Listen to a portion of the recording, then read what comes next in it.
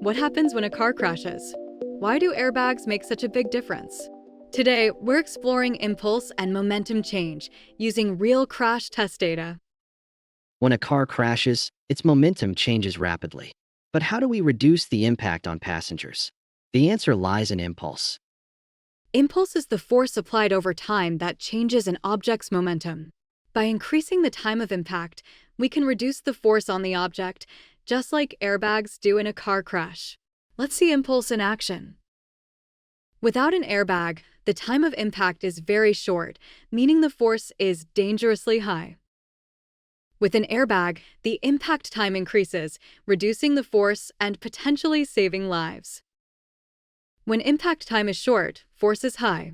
Just like a car without an airbag, this balloon's momentum changes too quickly. But when we increase the impact time, the force is much lower. That's impulse in action. Catching a baseball with no glove? Ouch! The ball stops too quickly, so the force on the hand is high. But using a glove increases impact time, reducing the force. This is why safety gear is so important. Why do football players wear padding? Just like airbags, their gear increases impact time, reducing the force they experience when tackled. Or think about a construction worker's safety harness, designed to reduce the sudden impact of a fall.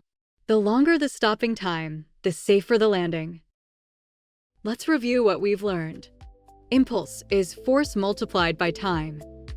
A longer impact time reduces force. Safety features like airbags, padding, and harnesses work by increasing impact time to protect us.